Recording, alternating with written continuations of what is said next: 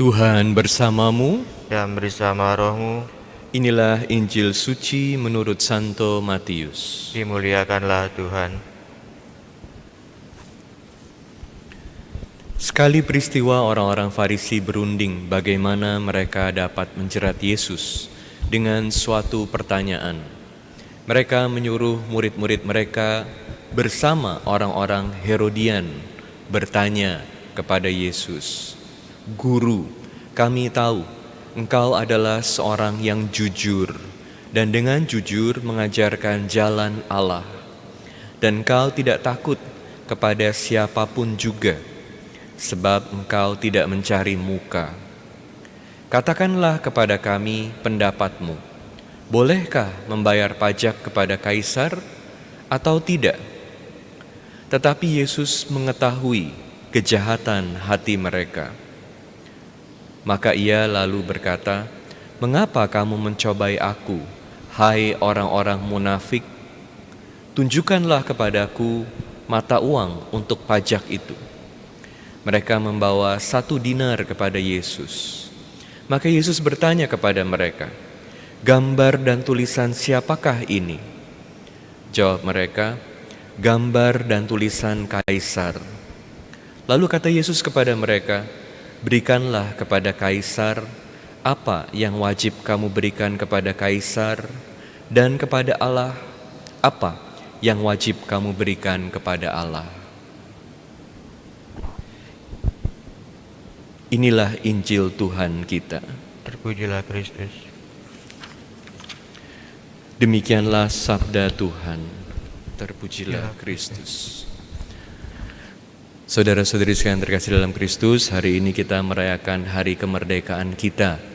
Dalam bacaan kedua, kita diingatkan, hiduplah sebagai orang-orang merdeka, bukan seperti mereka yang menyalahgunakan kemerdekaan itu untuk menyelubungi kejahatan mereka, tapi hiduplah sebagai hamba Allah. Kasihilah saudara-saudaramu. Ketika kita berbicara mengenai kemerdekaan, kita berbicara mengenai kebebasan.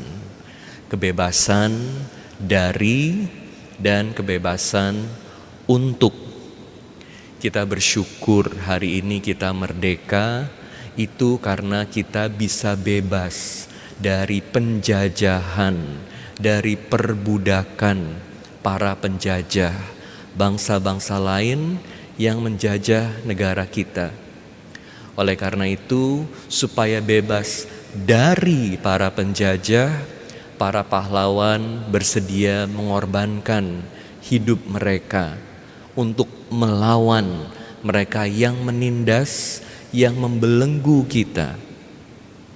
Tapi kebebasan bukan hanya kebebasan dari. Yang lebih penting ketika kita berbicara mengenai kebebasan adalah kebebasan untuk. Untuk apa kebebasan kita? Manusia diberi kebebasan. Kita semua diberi kebebasan. Kita sudah merdeka. Pertanyaannya, bagaimana kita mengisi kemerdekaan kita?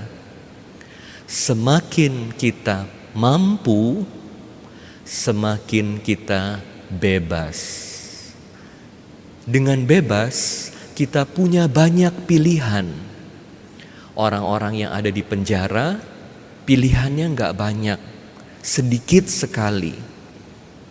Tapi semakin orang ada di luar penjara, bahkan semakin mampu, semakin kaya, uangnya banyak, semakin pinter, semakin bebas. Dalam arti pilihannya ada banyak. Tapi kita juga harus hati-hati. Semakin bebas, semakin banyak pilihannya, semakin besar resiko untuk berbuat salah. Bahkan seringkali karena kebebasan ini dimengerti sebagai kemampuan untuk melakukan apa yang aku mau, aku kehendaki, bisa-bisa kita jadi pribadi yang menindas orang lain dengan kebebasan kita demi apa yang aku mau bisa tercapai, apalagi karena aku bisa dan aku mampu. Semakin bebas, semakin mampu, semakin bahayanya besar, makin banyak. Oleh karena itu pertanyaannya, kalau kita sudah bebas, kita sudah mampu, lalu kita lakukan apa?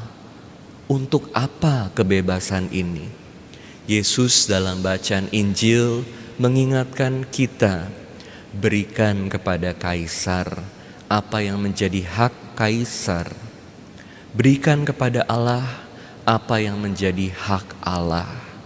Karena orang-orang Farisi datang bersama pengikutnya Herodes untuk mencobai Yesus. Tanya, bayar pajak kepada pemerintah boleh gak kepada kaisar? Ini Yesus tahu adalah sebuah jebakan. Kalau Yesus katakan ya boleh, artinya orang-orang Israel harus memberi uang kepada pemimpin asing. Kan harusnya hanya kepada Allah dan pemimpin yang diurapi, yang dipilih oleh Allah, bukan orang asing. Artinya gak boleh buat mereka. Tapi kalau Yesus katakan tidak boleh, tentu para pengikut Herodes ini akan langsung menangkap Yesus karena ini tidak sesuai dengan hukumnya.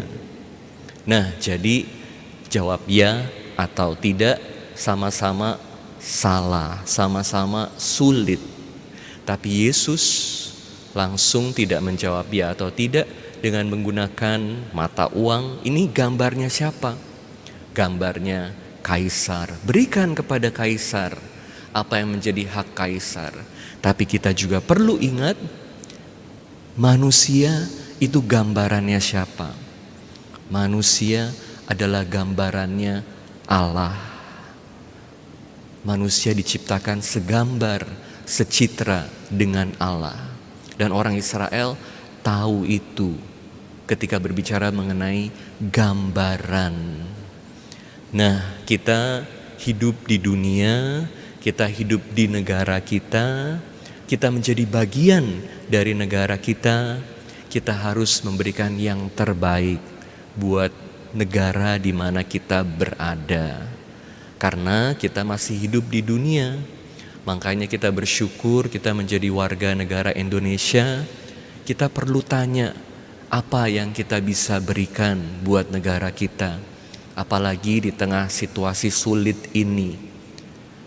Setiap situasi sulit memanggil orang-orang untuk melakukan hal-hal yang sulit, dan dengan melakukan hal-hal yang sulit kita juga bisa semakin bertumbuh dan berkontribusi kepada sesama. Pahlawan bukan hanya saat perang kemerdekaan.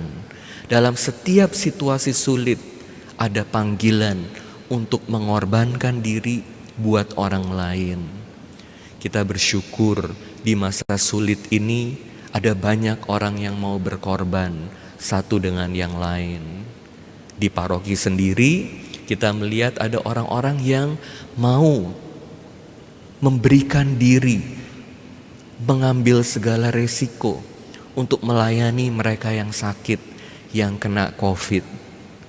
Yang lain yang gak bisa langsung terjun, bisa buat makanan, bantu tetangga yang sakit. Ini adalah tindakan yang sangat mulia, mengisi kemerdekaan untuk membantu sesama.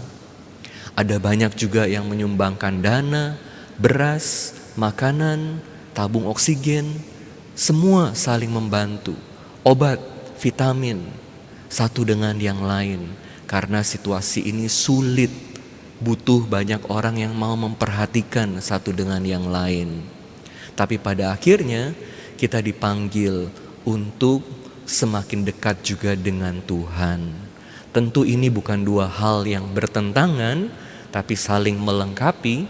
Bagaimana kedekatan dengan Tuhan membawa kita semakin mencintai sesama, dan cinta kita pada sesama juga semakin membawa kita lebih dekat pada Allah, karena kita semua adalah milik Allah. Semoga kita bisa terus mengisi kemerdekaan kita, kebebasan kita untuk menjalankan hidup sesuai dengan kehendak Allah.